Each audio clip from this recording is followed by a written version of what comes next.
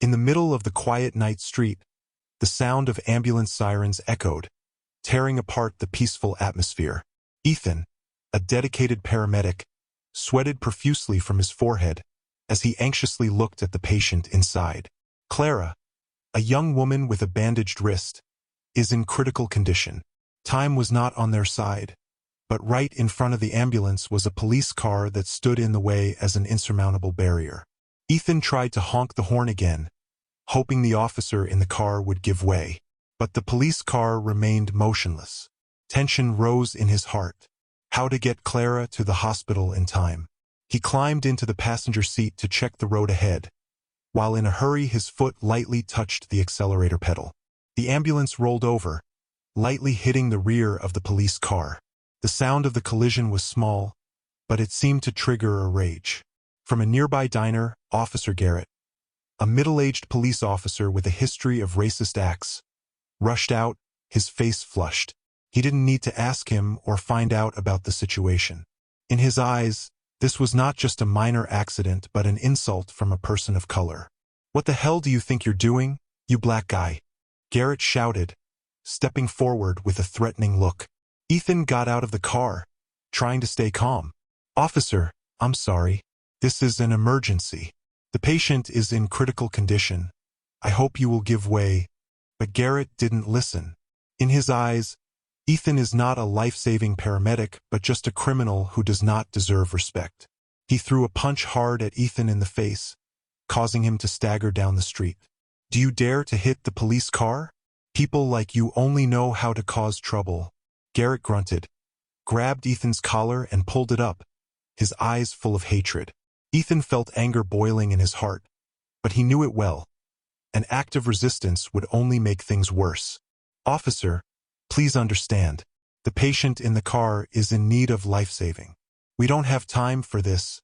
His voice was decisive but could not hide his helplessness. Garrett was about to pull Ethan up when Clara staggered out of the ambulance, her face pale. "Please, don't catch him." Her voice was weak, before her body collapsed on the pavement. Garrett paused, involuntarily taking a step back. In that moment, he realized the seriousness of the situation. But his ego and prejudice made him not admit that he was wrong. Ethan quickly picked up Clara, put her in the car, and didn't say a word. At the hospital, Ethan faces relentless taunts and racism from 3 white doctors. They don't stop looking down on him just because of the color of his skin and background.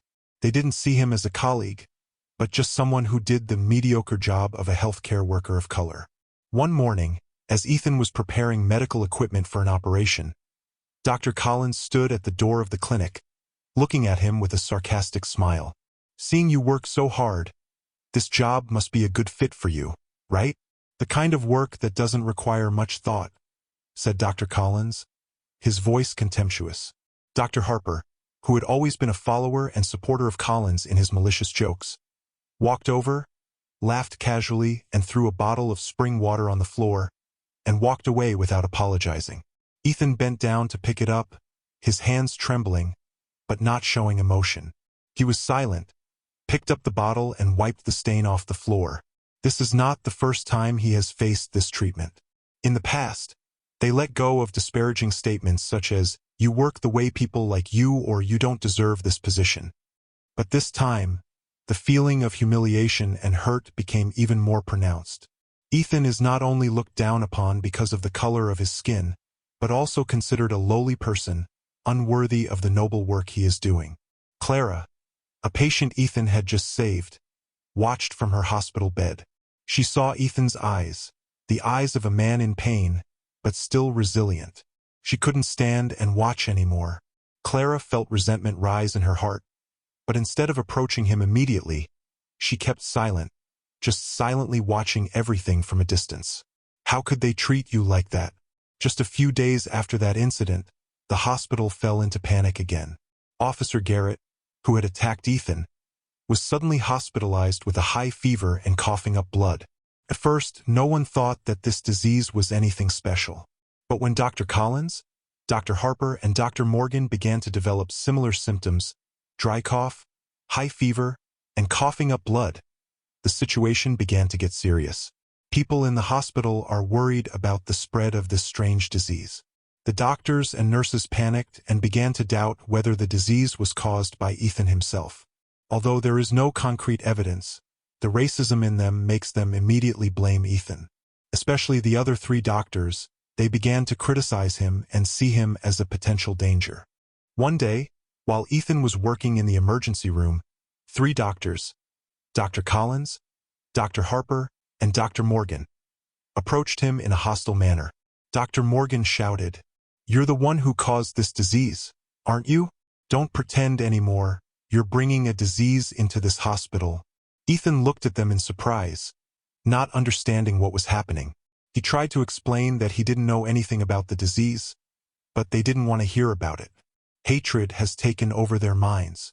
Dr. Collins pouted and said, "This disease can only be transmitted to lowly people like you understand?" Ethan felt angry and indignant, but he didn't react. He knew that if he responded, the situation would get worse. He just kept silent, trying to quell the dissatisfaction in his heart. However, it wasn't long before the situation got worse. The doctor's cough became more intense, and blood began to pour out of their mouths. Even Garrett, whom Ethan had met when he first arrived at the hospital, had similar symptoms. All 4 were taken into quarantine when doctors began to worry about the potential spread of the disease. Ethan continued to work, but couldn't help but notice the fear in everyone's eyes. Soon, the doctors began to suspect that the disease was related to them, and of course Ethan became the target of blame. As the 3 doctors were standing talking about the patient's situation, they saw Ethan walking through the hallway. Suddenly, an anger flared up in their hearts. They rushed over, grabbed him by the hand and dragged him into the break room. "Don't pretend anymore. You are the source of this disease. You passed it on to us, didn't you?" shouted Dr. Collins. "Do you think you'll be able to escape?" Ethan tried to explain, but they didn't listen. In a fit of rage, they began assaulting him, pushing him into a corner of the room and starting to beat him.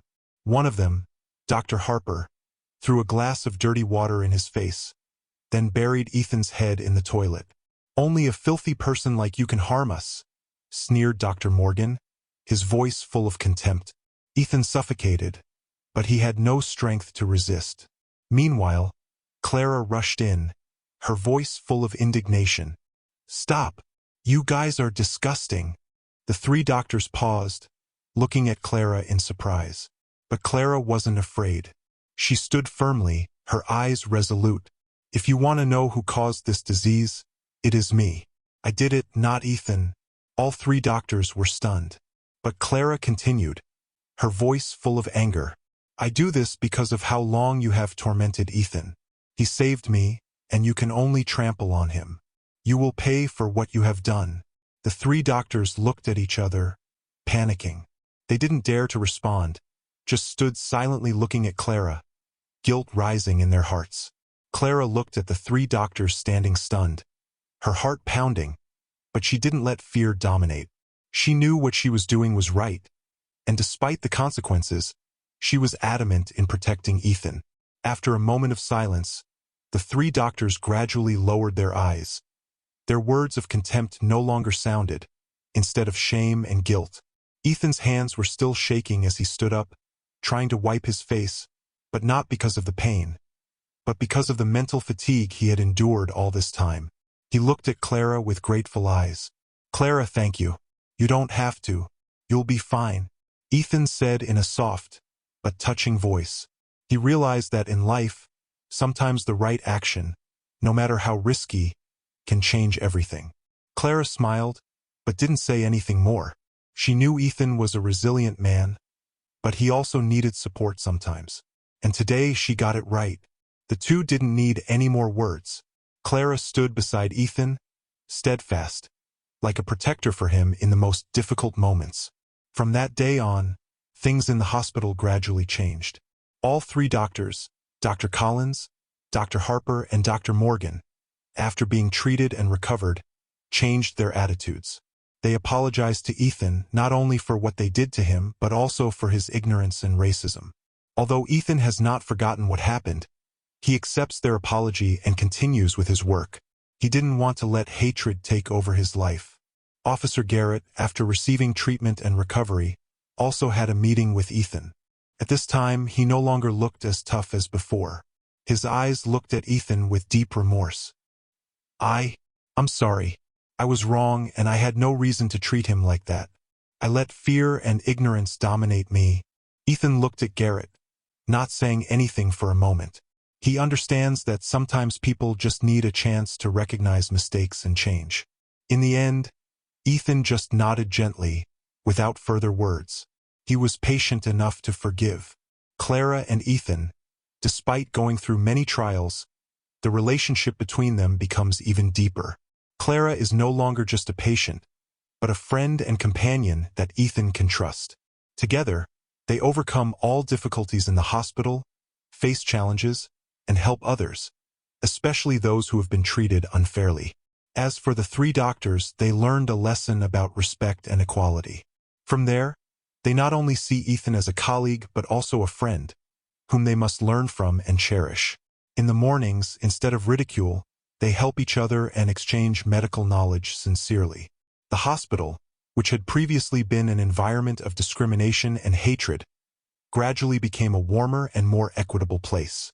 Although Ethan, despite the challenges in life, gradually learned to forgive and continued to live a meaningful life.